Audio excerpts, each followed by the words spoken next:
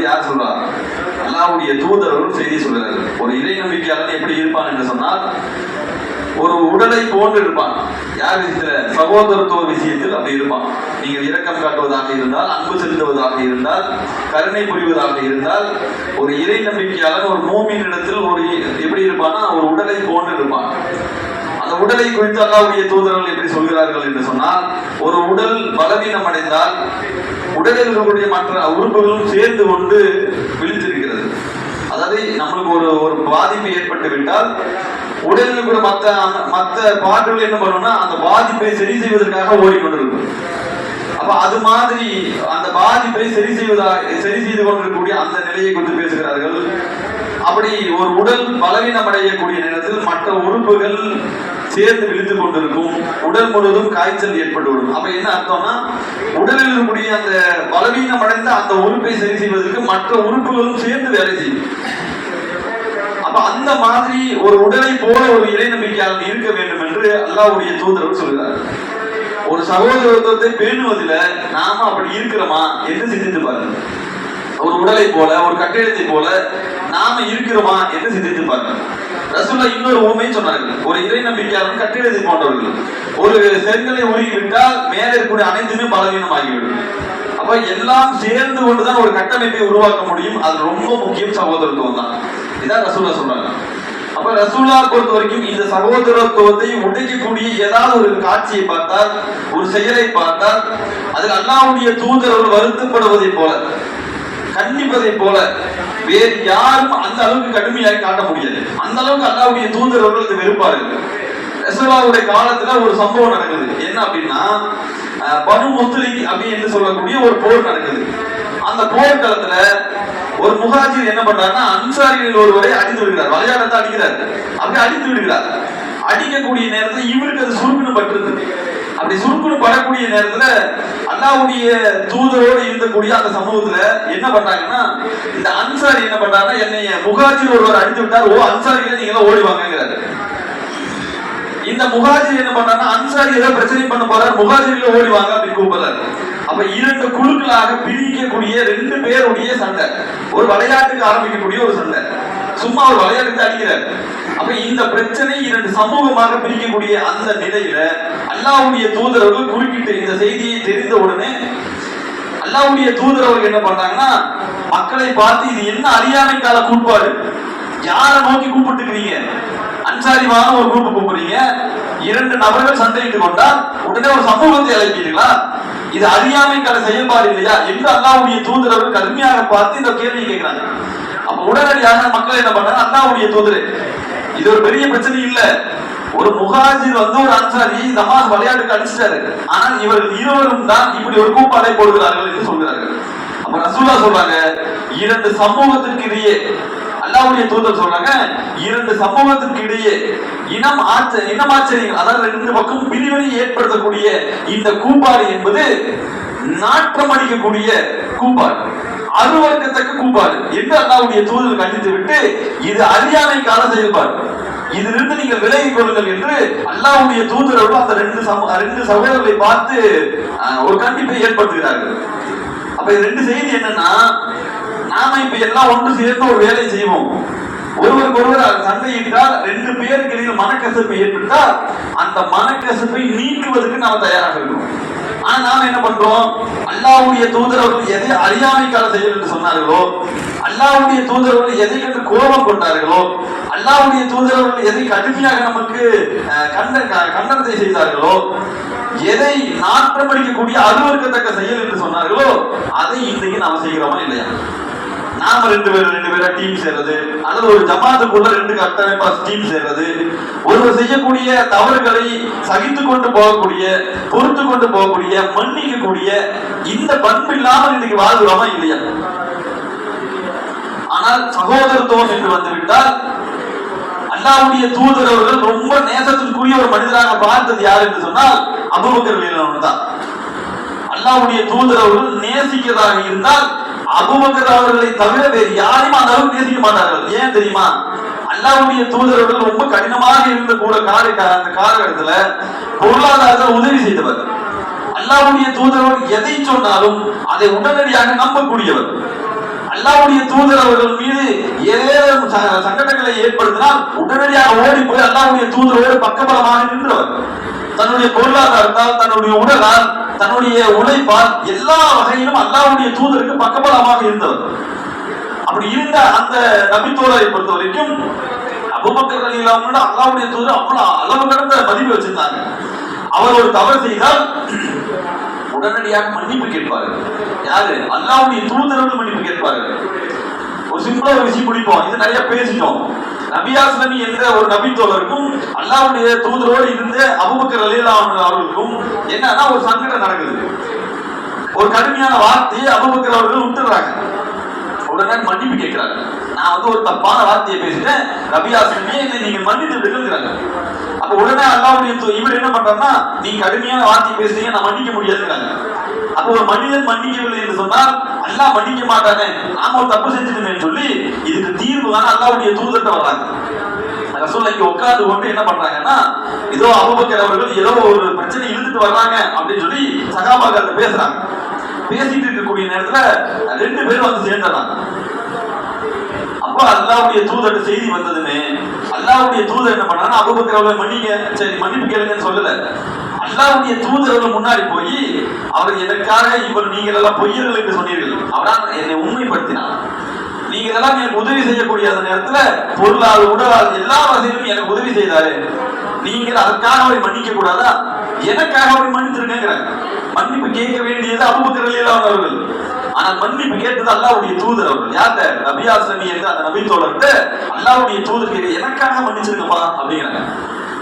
ஏன் மன்னிப்பு கேட்கணும்? ஏன்னா அபூபக்கர் ரலியல்லாஹு அன்ஹு அவர்களை தன்னுள் ஒருவராக அல்லாஹ்வுடைய தூதர் பார்த்தாங்க. அப்ப அது மாதிரியான ஒரு மதிப்பு மரியாதையை, அது மாதிரியான ஒரு நேசத்தை அல்லாஹ்வுடைய தூதர் அவர்கள் நேசித்தார்கள் என்று சொன்னால் அது அன்சாரிகளை தவிர வேறு யாரையும் இருக்காது. அபூபக்கர் அவர்களை எந்த அளவுக்கு உயர்த்தி வைத்திருந்தார்களோ அதே போல அன்சாரிகளையும் அல்லாஹ்வுடைய தூதர்கள் உயர்த்தி வைத்துதான் பார்த்தார்கள். அல்லாஹ்வுடைய தூதர்கள் அபூபக்கர் அவர்கள் எப்படி தவறு செய்தால் தான் முன்னின்று மன்னிப்பு கேட்பாரோ அதே போல அன்சாரிகளிடத்திலும் அல்லாஹ்வுடைய தூதர்கள் ரொம்ப இலாசாக நடந்து கொண்டார்கள். ஏன் அன்சாரிகள் இடத்தில் அல்லாஹ்வுடைய தூதர்கள் அப்படி நடக்கணும்? அன்சாரிகளுடைய அப்படி என்ன அன்சாரிகள் செய்தார்கள் என்று சொன்னால், அன்சாரிகளை போல அல்லாஹ்வுடைய தூதரவர்களுக்கு உடலால், பொருளால், உழைப்பால், செல்வத்தால் அது மாதிரி செலவு செய்த சமூகத்தை பார்க்க முடியாது. அப்படியே ஒரு கட்டமைப்பு அந்த சமூகம் செய்தது அல்லாஹ்வுடைய தூதர்கள். மக்காவிலிருந்து மதீனாவுக்கு ஹிஜ்ரத் செய்வதற்கு முன்னாலேயே அல்லாஹ்வுடைய தூதரவர்கள் மதீனாவுக்கு வந்தால் எப்படி வரவேற்க வேண்டும் என்று அந்த மக்கள் திட்டமிட்டிருந்தார்கள். மார்க்கத்தை அந்த மக்களிடத்தில் கொண்டு போய் சேர்த்து வைத்திருந்தார்கள். அல்லாஹ்வுடைய தூதர் வருவதற்கு முன்னாலேயே ஜும்மா தொழுகையை நடைமுறைப்படுத்தி வைத்திருந்தார்கள். மக்களிடத்தில் தொழுகையை நிலைநாட்டி வைத்திருந்தார்கள். ஜக்காத்தை பேணுதலோடு பேணிக் கொண்டிருந்தார்கள். அப்ப ரசூலுல்லாஹ் ஹிஜ்ரத் செய்து வரும்போது எந்தவித பிரச்சனையும் குழப்பமும் கூச்சலும் இல்லாமல் அந்த சமூகம் அல்லாஹ்வுடைய தூதரை ரொம்ப அழகா வரவேற்று அல்லாஹ்வுடைய தூதர் இடத்துல மதீனா என்ற பெரிய கட்டமைப்பை கொண்டு வந்த அந்த நாட்டை அல்லாஹ்வுடைய தூதருக்கு கொடுத்தாங்க. சும்மா கொடுக்கல. அல்லாஹ்வுடைய தூதருக்கு முன்னால் பெரும் உழைப்பை செலுத்தி வைத்திருந்தார்கள். பல கஷ்டங்களுக்கு மத்தியில் உழைப்பை செலுத்தி வைத்திருந்தார்கள். அப்ப அவ்வளவு பெரிய உழைப்பை அவர்கள் செலுத்தி வைத்திருந்தார்கள் என்று சொன்னால் அதுதான் அல்லாஹ்வுடைய தூதருக்கு இந்த மார்க்கத்தை மக்களுக்கு கொண்டு போய் சேர்ப்பதற்கு மிகப்பெரிய எளிமையான வழியாக இருந்தது. ஒரு பள்ளிவாசலை கட்டி வைத்திருந்தார்கள். ரசூலுல்லாஹ் வரும்போது ரொம்ப சாதாரணமாக தூக்கி கையில் கொடுத்துட்டு உட்கார்ந்துட்டாங்க. அப்ப அல்லாஹ்வுடைய தூதர்கள் எந்த அளவுக்கு அன்சாரிகளை நேசித்தார்கள் என்று சொன்னால் ரசூலுல்லாஹ் சொல்றாங்க, புனையினுடைய யுத்தம் அது நம்ம நிறைய ஏற்கனவே சொல்லியாச்சு. அதனுடைய இறுதி கட்டத்தில் அல்லாஹ்வுடைய தூதர் பேசிய வார்த்தை ரசூலுல்லாஹ் சொன்னாங்க, அன்சாரிகள் ஒரு பள்ளத்தாக்கில் சென்றால் நானும் அந்த பள்ளத்தாக்கில் வெளியே செல்வேன். அன்சாரிகள் ஒரு கணவாய் வழியாக இறங்கி சென்றால் நானும் அந்த கணவாய் வழியாக செல்வேன். அன்சாரிகள் எந்த ஹிஜ்ரத் மட்டும் நடைபெறாமல் இருந்தால், நான் ஹிஜ்ரத் என்ற ஒன்று நடைபெறாமல் இருந்தால் அன்சாரிகளில் ஒருவனாக நான் இருக்க வேண்டும் என்று ஆசைப்பட்டிருக்கிறேன். யார் சொல்றா? ரசூலுல்லாஹ் சொல்றாங்க. என்னுடைய வழியில் அன்சாரிகள் வாங்கன்னு சொல்ல, அன்சாரிகள் எந்த வழியாக செல்கிறார்களோ நான் அந்த வழியாக செல்வேன். அன்சாரிகள் எந்த கணவாயாக இருந்தாலும் சரி, எந்த பள்ளத்தாக இருந்தாலும் சரி, எவ்வளவு கடுமையான வழியாக இருந்தாலும் சரி, அந்த வழிகளில் நான் செல்வேன். ரசூலுல்லாஹ் சொன்னது. ஹிஜ்ரத் செய்யலைன்னா நான் முஹாஜிரில் ஒருவனாக இருக்க வேண்டும் நினைக்கிற, அன்சாரிகளில் ஒருவனாக இருக்க வேண்டும் என்று ஆசைப்பட்டிருக்கிறேன். ரசூலுல்லாஹ்வுடைய வார்த்தை. அதே மாதிரி அல்லாஹ்வுடைய தூதர் சொல்றாங்க, இறை நம்பிக்கையாளர்களை தவிர அன்சாரிகளை யாரும் நேசிக்க மாட்டார்கள். ஒருவர் அன்சாரிகளை நேசிக்கிறார் என்று சொன்னால் அவர் இறை நம்பிக்கையாளர்களாக தவிர வேறு யாரும் இருக்க முடியாது. ஒருவன் அன்சாரிகளை வெறுக்கிறான் என்று சொன்னால் அவன் நயவஞ்சகனாக இருப்பான். ரசூலுல்லாஹ் எவ்வளவு பேர் அந்தஸ்து உயர்த்தி வச்சிருக்காங்க பாருங்க. அன்சாரிகளை நேசிப்பது என்பது இறை நம்பிக்கையினுடைய அடையாளம். அன்சாரிகளை வெறுப்பது என்பது நயவஞ்சகத்தினுடைய அடையாளமாக அல்லாஹ்வுடைய தூதர்கள் சமூகத்துக்கு பெரும் அந்தஸ்தை கொடுத்து வைத்திருந்தார்கள். ரசூலுல்லாஹ் இன்னொரு இடத்துல சொல்றாங்க, அதை தொடர்ச்சியாக சொல்கிறார். என்ன சொல்றாங்கன்னா, அன்சாரிகளை யார் நேசிக்கிறார்களோ அவர்களை அல்லாஹ் நேசிக்கிறான், யார் அன்சாரிகளை வெறுக்கிறார்களோ அவர்களை அல்லாஹ்வும் வெறுக்கிறான். எவ்வளவு பெரிய தரஜாவை தூக்கி வச்சிருந்தாங்க பாருங்க. அபூபக்கர் ரலியல்லாஹு அன்ஹு அவர்களை எதிர்த்தால் சங்கடப்பட்டால் அவரை புண்படுத்தும்படி பேசினால் எப்படி அல்லாஹ்வுடைய தூதருக்கு கோபம் வருமோ அது மாதிரி அன்சாரிகளை புண்படுத்தினால் அல்லாஹ்வுடைய தூதருக்கு கோபம். அன்சாரிகளை வெறுத்தால் அல்லாஹ்வுடைய தூதரும் சேர்ந்து வெறுப்பார்கள். அன்சாரிகளை யாரை நேசிக்கிறார்களோ அல்லாஹ்வுடைய தூதரும் சேர்ந்து நேசிப்பார்கள். அதே மாதிரி அல்லாஹ்வுடைய தூதர் இன்னொரு விஷயம் சொன்னாங்க. அன்சாரிகளை பொறுத்த வரைக்கும் அல்லாஹ்வுடைய தூதர் சொல்கிறார்கள், அவர்கள் என்னுடைய இறைப்பை, என்னுடைய கருவூலம். எவ்வளவு பெரிய அந்தஸ்து! அப்ப இவ்வளவு பெரிய அந்த செய்தியை சொல்லிவிட்டு அல்லாஹ்வுடைய தூதர் சொல்கிறார்கள், இந்த மதீனா நகர்ல அன்சாரிகள் குறைந்து போய் விடுவார்கள், மற்ற மக்கள் ரொம்ப பெருகி விடுவார்கள். அப்படி ஒரு காலம் உங்களுக்கு வரும். அப்படி வரக்கூடிய நேரத்தில் அன்சாரிகள் ஏதேனும் நன்மை செய்தால் அதை தாராளமானதோடு நீங்கள் ஏற்றுக்கொள்ளுங்கள். அன்சாரிகள் ஏதேனும் தவறு செய்தால் அது பெருந்தன்மையோடு நீங்கள் மன்னித்து விடுங்கள். யாருக்காக பேசுறாங்க ரசூலுல்லாஹ்? எப்படி அபூபக்கர் ரலியல்லாஹு அன்ஹு அவர்களுக்காக மன்னிப்பு கேட்டார்களோ அதே போல அன்சாரிகளுக்காக அல்லாஹ்வுடைய தூதர் அவர்கள் இந்த கோரிக்கையை மக்கள் வைக்கிறாங்க. அவர்கள் நன்மை செய்து விட்டால் அது சிறிதாக இருந்தாலும் சரி, நீங்க எப்படி பண்ணுங்க, ரொம்ப ஒரு தாராளமானதோடு ஏற்றுக்கொள்ளுங்கள், அது குறை காணாதீர்கள். அதே சமயத்தில் அன்சாரிகளை பொறுத்த வரைக்கும் ஏதாவது தவறு செய்துவிட்டால் நீங்கள் அது பெருந்தன்மையோடு மன்னித்து விடுங்கள் என்று சமூக மக்களிடத்திலே அல்லாஹ்வுடைய தூதர் அவர்கள் அன்சாரிகளுக்காக பேசுகிறார் என்று சொன்னால் எவ்வளவு பெரிய உயரத்தில் அவர்களே அல்லாஹ்வுடைய தூதர் வைத்திருப்பார்கள். ஏன் வச்சாங்க? அன்சாரிகளை கொண்டு போய் அவ்வளவு பெரிய உயரத்தில் வைப்பதற்கான காரணம் என்ன? அவர்களை போல தியாகம் செய்யக்கூடிய மக்களை பார்க்கவே முடியாது. நாம நினைத்து பார்க்க முடியாத அளவுக்கு தியாகங்களை செய்த ஒரு மனிதர், ஒரு சமூகம் இருக்கிறது என்று சொன்னால் அன்சாரிகளாக தான் இருக்க முடியும். நாம நினைப்போம் பொருளாதாரத்தை வாரி வழங்கக்கூடிய சமூகத்தில் மிகப்பெரிய உயர்ந்த சமூகம் இந்த இஸ்லாமிய சமூகத்தில் அன்சாரிகளை தவிர வேறு யாரும் இல்லை. ஏன் பொருளாதாரத்தை பத்தி பேசுறது பின்னாடி இன்னொரு செய்தி இருக்கு. ஒரு சமூகம் எவ்வளவு பெரிய பொருளாதார உயரத்தில் இருந்தது என்பதற்கு இதை விட சான்று வேற பேச முடியாது.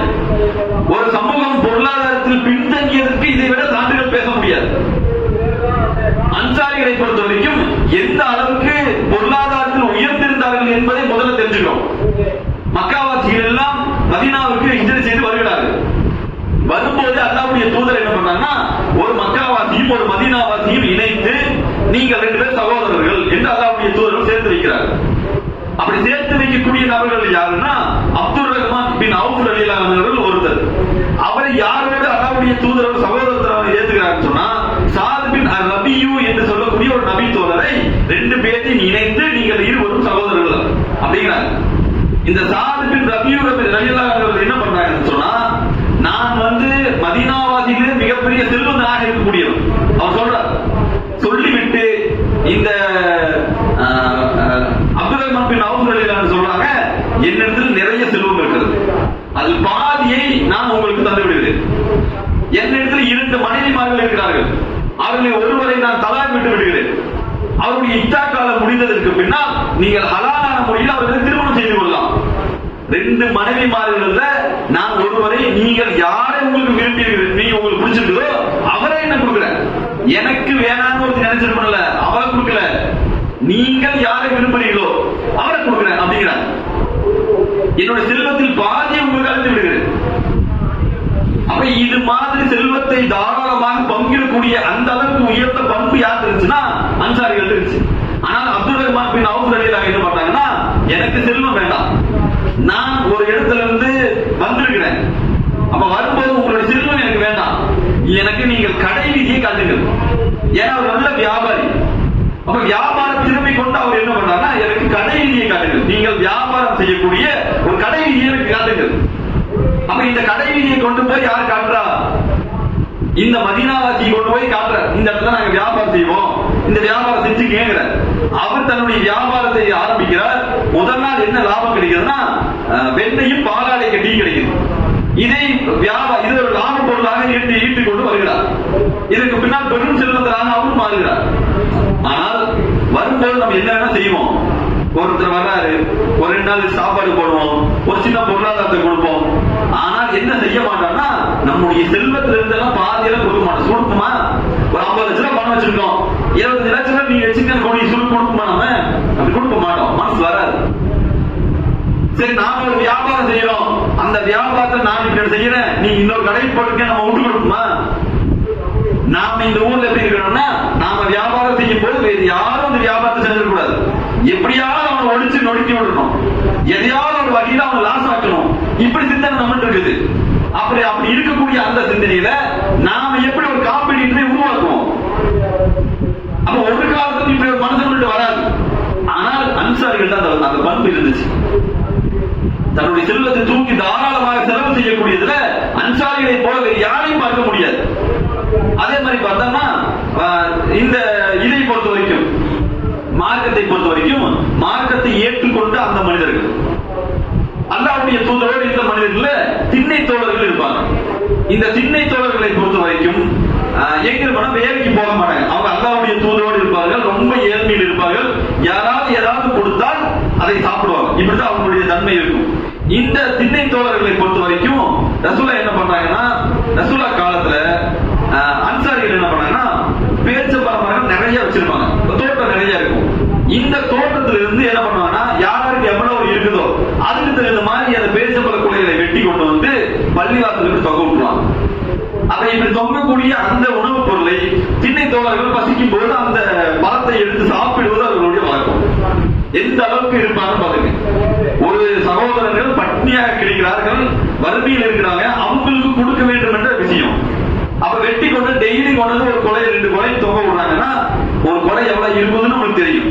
அப்ப அவரை கொண்டு கொடுப்பாரு. அதுல சில ஆட்கள் இருப்பாங்க, நம்மள சிலர் பார்ப்போம். ஒரு ஆள் தாராளமாக பள்ளியில் கொண்டு கொட்டிட்டு இருப்பாரு, ஒரு ஆள் அதை கெடுக்கிறதுன்னு இங்க வந்து இருப்பான், கொடுக்காத, இவன் அப்படி இவன் இப்படி. அப்ப அல்லாஹ்வுக்காக கொடுக்க வேண்டும் என்று வரக்கூடியவர்களை கூட இங்கே தடை செய்யக்கூடிய மனிதர்களை பார்க்கிறோம். அப்படி இல்லைன்னா நல்ல எண்ணமே இருக்காது. அவன் நல்ல பொருளை கொண்டு வச்சா இங்க வேற ஏதாவது கேள்வி கேட்டு ஒரு பொருளை கொண்டு வைக்கக்கூடிய ஆட்களே பார்க்கிறோம். அதை கொடுக்காம போறதை பார்க்கிறோம். இல்ல நல்ல பொருள் எல்லாம் எடுத்துட்டு அழுக பொருள் வச்சுட்டு போறவர்களையும் நம்ம பார்க்கிறோம். ஒரு சகோதரர் சாப்பிடணும் என்ன இருக்காது, தனக்கு போக மாட்ட அனைத்தையுமே எடுத்து கொண்டு போயிட்டு இங்க பார்த்தா எல்லாம் ஒன்னும் திங்க முடியாத அளவுக்கு சில பொருள் அங்க இருக்கு. அப்படித்தான் இருக்கு. இது மாதிரி அங்கேயும் சிலர் இருக்கிறாங்க. அவங்க என்ன பண்றாங்கன்னா, பிஞ்சில் இருக்கக்கூடிய அந்த பேரிச்சம்பழம், அழுகி போன பேரிச்சம்பழம், ரொம்ப வாடி போய் ஒடிஞ்சு விழுந்து போல, அதையெல்லாம் கொண்டு வந்து தொங்கக்கூடிய காட்சியை அப்படி வைக்கிறாங்க. அப்படி வைக்கக்கூடிய நேரத்தில் அல்லாஹ்வுடைய தூதர்கள் பார்த்து விட்டு ரசூலா என்ன பண்ணாங்கன்னா, ஒரு இறைவசனம் இதை தொடர்ந்து இறங்குகிறது. இது அன்சாரிகள் சொல்கிறார். இந்த இறைவசனம் என்பது நாங்கள் எங்களுக்கு சார்ந்து இறங்கப்பட்ட இறைவசனம். அந்த இறைவசனத்தை பொறுத்த வரைக்கும் ரசூலா அன்சாரிகள் சொல்றாங்க, நம்பிக்கை கொண்டோரே, நீங்கள் சம்பாதித்ததில் தூய்மையானவற்றிலிருந்து நீங்கள் செலவிடுங்கள். அல்லாஹ் உங்களுக்கு ஒரு விஷயத்தை வெளிப்படுத்தி இருக்கிறானே விலை பொருட்களாக, அதிலும் நீங்கள் தூய்மையானவற்றிலிருந்து செலவிடுங்கள். அல்லாஹ் சொல்றான், கண்களை மூடிக்கொண்டே தவிர நீங்கள் எதை வாங்க மாட்டீர்களோ அது போன்ற அற்பமான பொருட்களை நீங்கள் தர்மம் செய்யாதீர்கள் என்று அல்லாஹ் திருமணத்துல ஒரு வசனத்தை இறக்குகிறான். இந்த இறைவசனம் இந்த செய்தியினுடைய தொடர்பாக இறக்கப்பட்ட இறைவசனம். அப்ப இந்த இறைவசனத்தை குறித்து அவர்கள் பேசுகிறார்கள், இந்த இறைவசனம் எங்களுக்காகவே இறக்கப்பட்டது. இந்த இறைவசனம் இறக்கப்பட்டதற்கு பின்னால் நாங்கள் எங்களில் சிறந்தவற்றை தவிர வேற எதையும் தர்மம் செய்தது கிடையாது. அன்சாரிகளோட பண்பு பாருங்க. ஒரு இறைவசனம் இறக்கப்பட்டு விட்டால் உடனடியாக அதற்கு கட்டுப்பட்டு விட்டு சிறந்ததை மட்டுமே நாங்கள் தர்மம் செய்வோம். கண்களை மூடிக்கொண்டு எப்படி நாம ஒரு வீணா போன பொருளை வாங்க மாட்டோமோ அது மாதிரி அந்த மாதிரி அது ரொம்ப கேடுகட்ட பொருட்களை, தரம் குறைந்த பொருட்களை நாங்கள் தர்மம் செய்வதில்லை. தரமான பொருட்களை நாங்கள் எதை விரும்புகிறோமோ அதை மட்டுமே நாங்கள் தர்மம் செய்வர்களாக மாறினோம். அன்சாரிகளுடைய வார்த்தை. அப்போ செல்வத்தில் எவ்வளவு உயர்ந்தவர்களாக இருந்திருக்காரு பாரு. செல்வத்தை தூக்கி இந்த மார்க்கத்திற்காக செலவு செய்வதில் அவ்வளவு தாராளமாக மனக்குறை கொண்டவர்கள். ஆனால் இவர்களுடைய இந்த நிலை எப்படி இருந்துச்சு அப்படின்னு சொன்னா, எந்த அளவுக்கு இவர்கள் மாறி போயிருக்கிறார்கள். செல்வத்தை தாராளமாக இருந்த அந்த சமூகம் செல்வ விஷயத்தில், பொருளாதார விஷயத்தில், உணவு விஷயத்தில் எப்படி மாறி போனார்கள் என்பதை இருந்தார்கள்.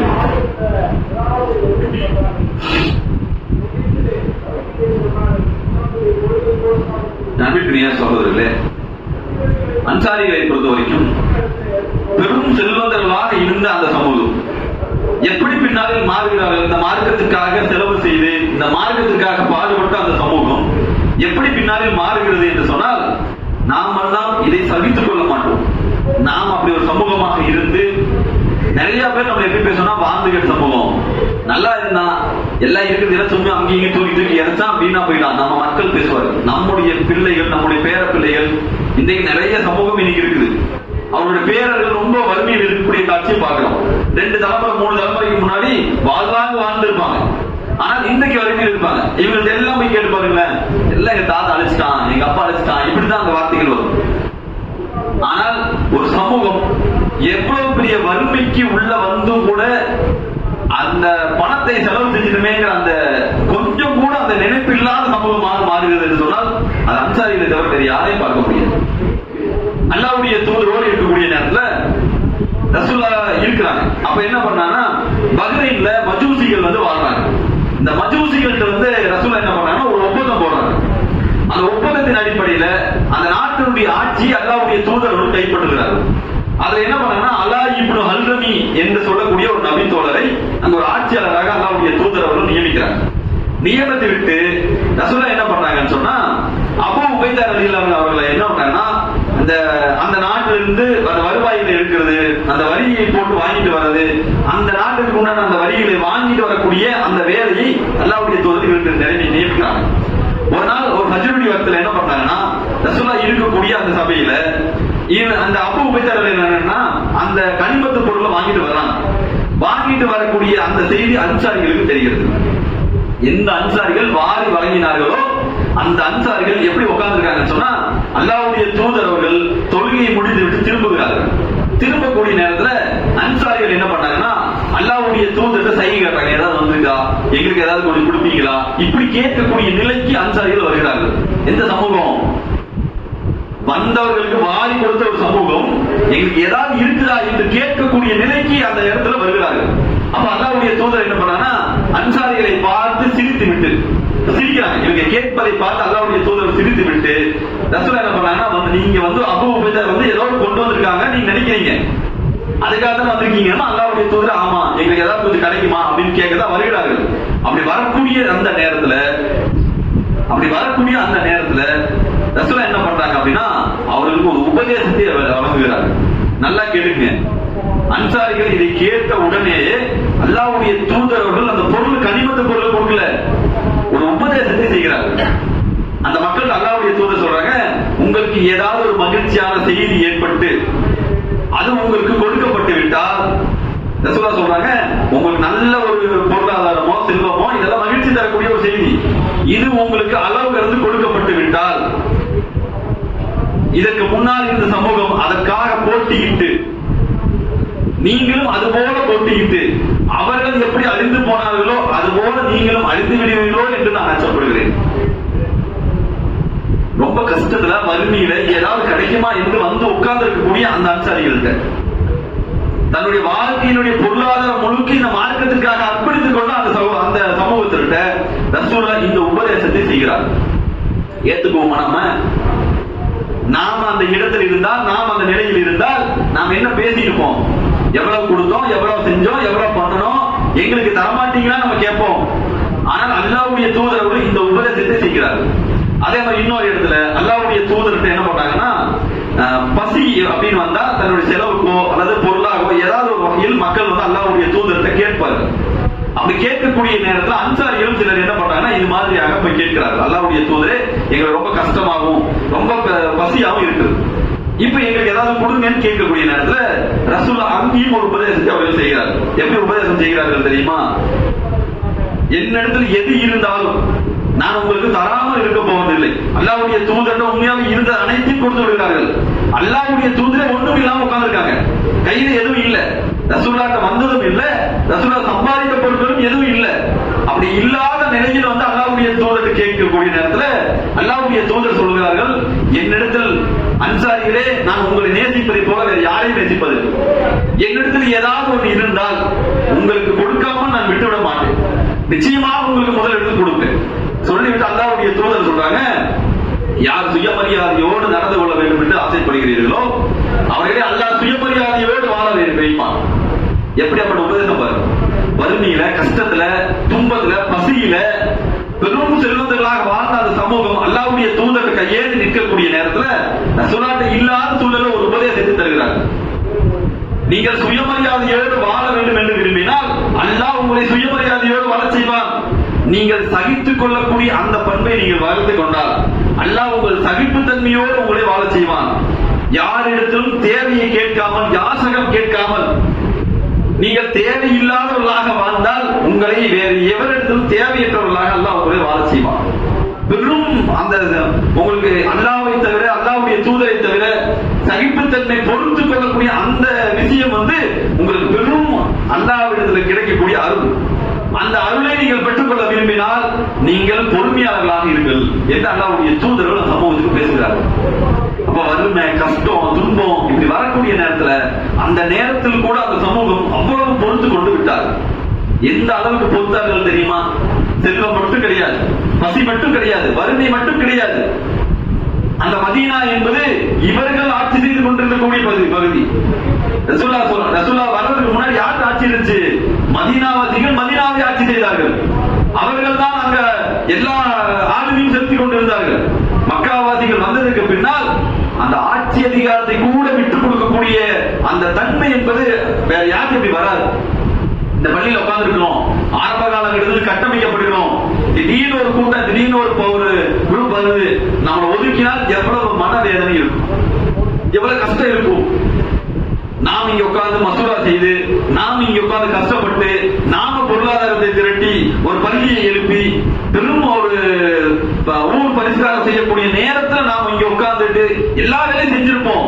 ஆனால் திடீர்னு ஒரு குரூப் உள்ள வந்து நம்மளால முடியாது, ஒரு கட்டத்துக்கு மேல எல்லாரும் வயசாகும், ஏதாவது ஒரு பிரச்சனை, ஏதாவது ஒரு சூழல், ஏதாவது வெளியில போவோம் அல்லது உள்ள இருப்போம். நமக்கு பிடிக்காதவர்கள் இங்க வந்து உட்கார்ந்துக்க முடியும். அப்படி வந்திருந்தால் நாம என்ன மனநிலைக்கு ஆளாயிருப்போம், எவ்வளவு மனவேதனை, எவ்வளவு கஷ்டம், எவ்வளவு துன்பம் நம்மள்ட்ட வரும்.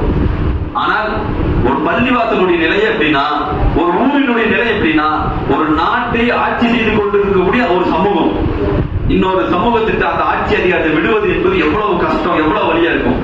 அதை அந்த மக்கள் செய்தார்கள். அல்லாஹ்வுடைய தூதரோடு கடைசியா ஒரு செய்தி பண்ணுவோம். அல்லாஹ்வுடைய தூதர் என்ன பண்ணா, இந்த பக்ரைன் இந்த நிலங்களை வாங்கிட்டு வந்தாங்கல்ல, இந்த வருவாய் எல்லாம் வந்துச்சு இல்ல, இதைத்தான் அல்லாஹ்வுடைய தூதர் கேட்டுனாங்க, ஏதாவது எங்களுக்கு கிடைக்குமா? அந்த பஜ்ருடைய ஒருத்தர் உட்கார்ந்து இருந்தாங்கல்ல, அப்படி உட்கார்ந்து இருக்கக்கூடிய நேரத்துல ரசூலுல்லாஹ் என்ன பண்றாங்கன்னா, உங்களுக்கு தரேன் அப்படின்னு இவங்க எல்லாம் கூப்பிடுறாங்க. அப்படி கூப்பிடக்கூடிய நேரத்துல இவங்க என்ன பண்றாங்க, அல்லாஹ்வுடைய தூதரே மதீனாவாசிகள் எங்களுக்கு மட்டும் இது வேண்டாம், மதீனாவாசிகளாகிய அன்சாரிகளாகிய எங்களுக்கு மட்டும் கொடுப்பதாக இருந்தால் எங்களுக்கு அது வேண்டாம். முஹாஜிர்களாகிய மக்காவாசிகளுக்கும் நீங்கள் கொடுப்பதாக இருந்தால், எந்த கனிமத்து பொருட்கள் எங்களுக்கு கொடுப்பதாக சொல்கிறீர்களோ அதில் சரி பங்கை அந்த மக்களுக்கும் நீங்கள் கொடுப்பதாக இருந்தால் நாங்கள் இதை வாங்கிக் கொள்கிறோம், இல்லைன்னா எங்களுக்கு அது வேண்டாம், எங்களுக்கு கொடுங்க, மதீனாவாசி மக்காவாசிகளுக்கு கொடுங்கன்னு கேட்கிறாங்க. எவ்வளவு இராசான சூழல். அல்லாஹ்வுடைய தூதரவர்கள் அப்படியா? அப்படின்னா பொறுமையா இருங்க. எது வரைக்கும் பொறுமையா இருக்கு சொன்னாங்க ரசூலுல்லாஹ்? ரெண்டு பேருக்கு பங்கீடு கொடுக்கிற வரைக்கும் பொறுமை இல்ல. அல்லாஹ்வுடைய தூதர் சொல்றாங்க, இந்த விஷயத்தில் நீங்கள் உறுதியாக இருந்தால் நீங்கள் பொறுமையாக இருங்கள். எது வரைக்கும் தெரியுமா? கௌசர் தடாகத்தில் என்னை நீங்கள் காண்பீர்கள். அந்த கௌசர் தடாகத்தில் என்னை நீங்கள் பார்க்கக்கூடிய அந்த நாள் வரைக்கும் நீங்கள், அல்லாஹ்வுடைய தூதர் அவர்கள் அதுக்கு பின்னாடி ஒரு உபதேசம் செய்கிறார்கள், நீங்கள் இந்த நாட்டை நீங்க ஆட்சி செய்ய மாட்டீர்கள், அதை நீங்கள் பார்க்க மாட்டீர்கள். எந்த மக்களுக்கு நீங்கள் அடைக்கலம் கொடுத்தீர்களோ அந்த மக்கள் இந்த ஆட்சி அதிகாரத்தில் உட்காருவார்கள். நீங்கள் ஓரம் கட்டப்படலாம் அல்லது ஒதுக்கப்படலாம், எல்லாம் நடக்கும். நீங்கள் அப்படியாப்பட்ட நிலையை அடைந்தாலும் நீங்கள் என்ன பண்ணுங்கன்னா பொறுமையாளர்களாக இருங்கள், சகிப்புத்தன்மையோடு இருங்கள். எது வரைக்கும்? என்னை நீங்கள் கௌசர் தடாகத்தில் பார்க்கக்கூடிய அந்த நாள் வரைக்கும் நீங்கள் பொறுமையாளராக இருங்க. சொன்னது யார் தெரியுமா? ரசூல்லா மட்டும் பார்க்க கூடாது. ரசூல்லா யாரு? மக்காவாசியிலே ஒருவர். ஒரு மக்காவாசியிலிருந்து வந்த ஒரு இறை தூதர். அந்த மக்காவாசிகள் இடத்துல வந்து ஒரு நாட்டினுடைய அந்த சாம்ராஜ்யமே அந்த மக்களுக்கு கொடுக்கப்படுகிறது என்று சொன்னால், எந்த சமூகம் நாடற்று போய் சாப்பிடுறதுக்கு வழி இல்லாம வாழ வழி இல்லாம தஞ்சம் அடைந்தார்களோ அந்த மக்களிடத்துல ஆட்சி அதிகாரத்தை கொடுத்து விட்டு ஒரு நாட்டினுடைய பூர்வ குடிகள் மொத்த செல்வத்தையும் இழந்து வறுமையிலும் கஷ்டத்திலும் துன்பத்திலும் ஆட்சி அதிகாரத்தையும் சேர்த்து கொடுத்து விட்டு அல்லாஹ்வுடைய தூதர் அவர்கள் சொன்ன ஒரே வார்த்தைக்காக சகிப்புத்தன்மையோடு வாழ்கிறார்கள் என்று சொன்னால், இதை விட தியாகம் செய்யக்கூடிய, இதை விட சகோதரத்துவத்தை பேணக்கூடிய வேற எந்த சமூகத்தையாவது பார்க்க முடியுமா? ஆட்சி அதிகாரம் போகுதுங்கிறீங்களே, அப்படின்னா அப்படியெல்லாம் கொடுக்க முடியாது, எங்க கனிமத்தக்குள்ள எங்களுக்கு கொடுங்க கேட்க முடியும். ஆனால் அந்த நிலையில் கூட மக்காவாசிகளுக்கும் சேர்த்து கொடுங்கள் என்று சொன்ன அந்த சகோதரத்துவம். அப்ப அன்சாரிகளை பொறுத்த வரைக்கும் நாம அன்சாரிகளுக்கு எப்படி நடந்துக்கிறோம், அன்சாரிகளை எப்படி பார்க்கணும், அன்சாரிகளை நேசிப்பது, அன்சாரிகளோடு அன்சாரிகளுக்கு கிடைக்கக்கூடிய சின்ன சின்ன குறைகளை கூட நாம என்ன பண்ணக்கூடாது, நம்முடைய தகுதி, இன்றைக்கு வாழக்கூடிய நம்முடைய தகுதிக்கு குறை சொல்வதற்கு நம்மளுடைய எந்த தகுதியும் கிடையாது. அன்சாரிகள் விஷயத்தில் அல்லாஹ்வுடைய தூதர்கள் நமக்கு என்ன கட்டளையிட்டார்கள்? அவர்கள் நன்மை செய்திருந்தால் அதை பெரும்பாலும் ஏற்றுக்கொள்ள வேண்டும். தீமை செய்திருந்தால் ஒரு இறை நம்பிக்கையாளர் பண்பு விடணும். தீமை செய்திருந்தால் அதை கண்டுகொள்ளாமல் விடணும். ஏன்? நமக்கு அருக சொல்றதுக்கு துளி கூட அருகது கிடையாது. அந்த இடத்துல நம்ம இருக்கிறோம். அவர்களுடைய அந்த தியாகத்துக்கு மத்தியில அவர்களுடைய அந்த மார்க்கத்தினுடைய இலாசா இருந்த அந்த சூழல், இந்த மார்க்கத்துக்கு அவர்கள் செய்த அந்த தியாகம், இதை விட வேற எதையும் பார்க்க முடியாது. ஒரு சமூகத்தை பார்க்கவே முடியாது. அப்ப இந்த மாதிரி சமூகமாக, இந்த மாதிரி மக்களாக அன்சாரிகளிடத்திலிருந்து கிடைக்கக்கூடிய அந்த நட்பண்புகளில் ஒருவராக நாமும் இருக்க வேண்டும். அந்த நட்பண்புகளை பெற்றவர்களாக அவர்கள் செய்த அளவுக்கு நாமும் தியாகம் செய்ய நினைக்கணும். நீயதானதெல்லாம் அப்படியாப்பட்ட அந்த எண்ணத்தோடு, அந்த இறையச்சத்தோடு, அவர்கள் நேசிக்கக்கூடிய அந்த தன்மையோடு நாமும் இந்த உலகத்தில் வாழ்ந்து மரணிக்க வேண்டும். அப்படியாப்பட்ட வாய்ப்பை அல்லாஹ் ரஹ்மான் தந்தல் புரிவாங்க என்று போய் இந்த உரையை நிறைவு செய்கிறேன். வாகிதா நலத்தில் ரபில் ஆலமீன். அஸ்ஸலாமு அலைக்கும் வரஹ்மத்துல்லாஹி.